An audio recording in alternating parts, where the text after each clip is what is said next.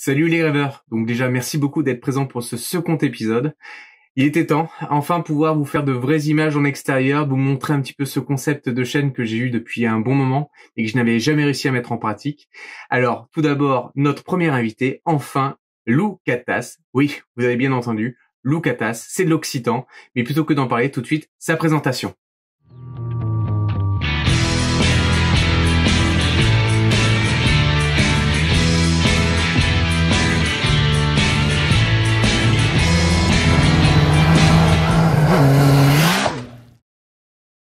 Alors c'est vrai que 10 secondes pour présenter une personne comme Lou Catas, c'est un peu court. Donc vous avez compris que dans la seconde partie, vous aurez son interview complète. Il vous présentera sa moto, sa région, du moins le secteur qu'il aura choisi, et bien sûr sa personnalité. Et je peux vous assurer qu'il y a pas mal de choses à découvrir. Donc tout de suite, mon intro.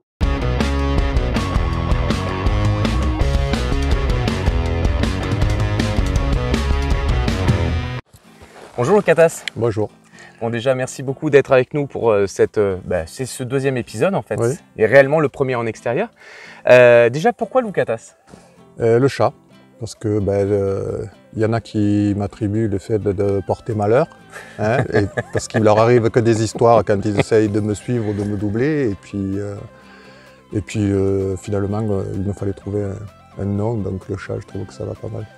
Je confirme que ça lui va bien, rien qu'en sortant du garage tout à l'heure, j'ai eu la preuve que c'était vraiment un chat noir. J'avais oublié déjà. Merci beaucoup Lou Catas. Ouais. Donc tu as vraiment une affection particulière pour la partie off-road, c'est ouais. quelque chose qui te tient à cœur. Oui. Depuis combien de temps?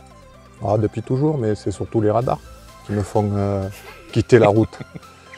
Là on roule pas vite et on s'amuse, quoi. On s'éclate, on n'a pas besoin de rouler vite, que sur la route on est toujours hors la loi pratiquement. Donc c'est vraiment la partie qui t'a fait partir sur la partie de terre. Et aujourd'hui, tu as choisi donc une moto qui est... Un trail, le 800 Tiger. C'est quel modèle? XCA. XCA 2019, c'est ça? 2019. Ouais, donc c'est une des dernières versions. Ouais. Et qu'est-ce qui t'a fait prendre ce modèle? J'avais le Scrambler avant, et il n'était pas suffisamment adapté pour l'off-road. D'accord. Et comme je ne voulais pas l'abîmer, j'ai pris plus adapté. Plus grand? Mieux adapté, plus grand, plus puissant, enfin tout plus, quoi. Ouais.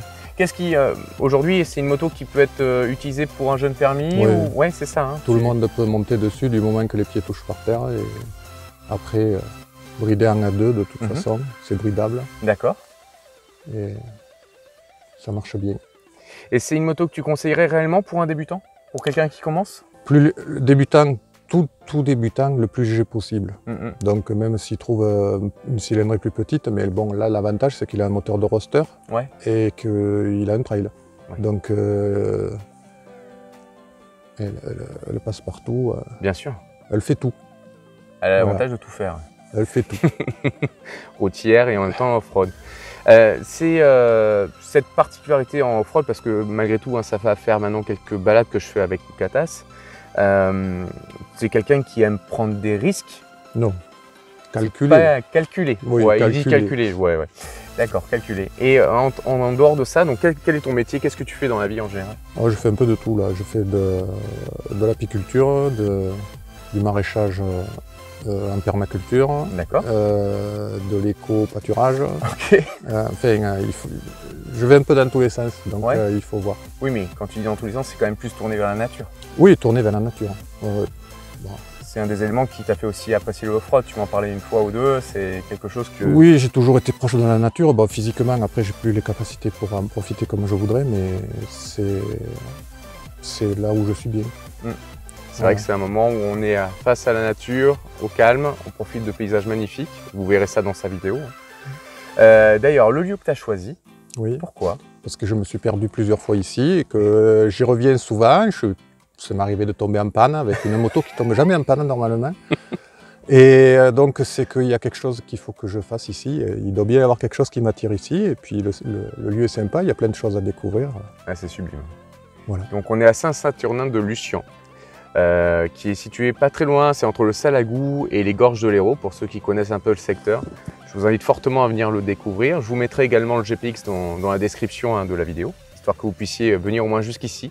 Pour les amateurs de balade à pied, pédestres, mais également tout ce qui va être cyclisme et autres, vous avez vraiment de quoi faire. Et tout de suite, une présentation du secteur sélectionné par Lou Katas avant de terminer son interview.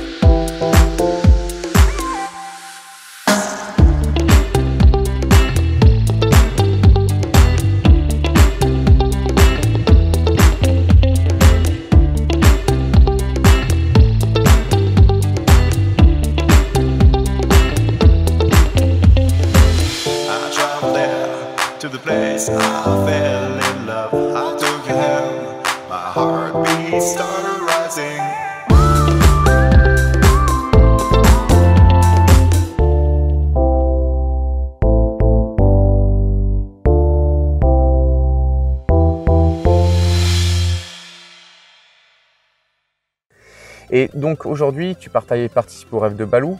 Donc tu avais le côté rouler à plusieurs et ainsi de suite. Le fait que tu passes sur YouTube ou du moins que ta vidéo soit présentée ne te pose pas de soucis particuliers? Non, bon, je ne suis pas trop vidéo, mais bon, on fait une exception. Ah, j'ai fait un effort. Tu as fait un effort, je vous le dis. Voilà, pour laisser un souvenir impérissable. Impérissable. Donc pour que vous le sachiez, Lou Katas sera quelqu'un qui m'accompagnera dans pas mal de vidéos. Notamment toutes celles qui vont tourner quasiment off-road, il sera quasiment présent à chaque fois, hein, vu que c'est lui qui me pousse à aller un peu plus loin. Dernièrement, il m'a fait passer un gué. J'ai plutôt coulé plus que passé, heureusement qu'il était là. Mais c'est quelqu'un qui va vraiment être présent quotidiennement. C'est des erreurs de débutants. S'engager dans un gué sans vérifier à l'avant que ça passe. Ah, mais j'étais persuadé qu'il y avait 30 cm d'eau. Ouais. Bah non. Mauvais calcul. En tout cas, voilà, ce que je vous propose, c'est tout simplement de découvrir maintenant sa vidéo. Je mettrai toujours en fin de vidéo, de toute façon, le nom de sa société, au terme des copâturages et autres. Il propose des formations qui me semblent hyper intéressantes, surtout actuellement, où on est vraiment dans dans ce mode de vie qui se rapproche de plus en plus de la nature. Consommer local. Exactement, et aider les personnes du secteur. Allez, on arrête là. Je vous souhaite une bonne journée. Merci beaucoup, Lou Katas. Merci.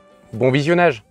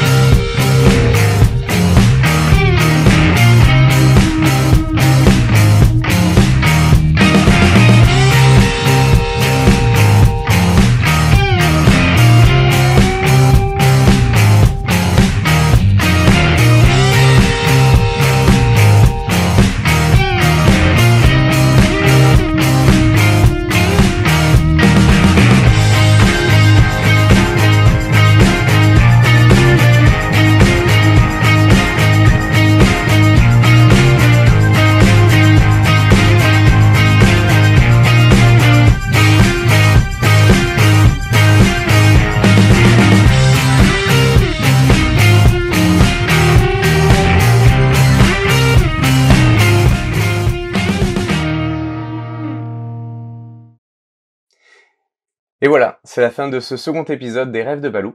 Alors déjà, merci beaucoup. Merci à Lou Katas pour son énergie, sa bonne humeur et pour le temps de passage, bien sûr, en tournage, parce que c'est loin d'être aussi évident que ça.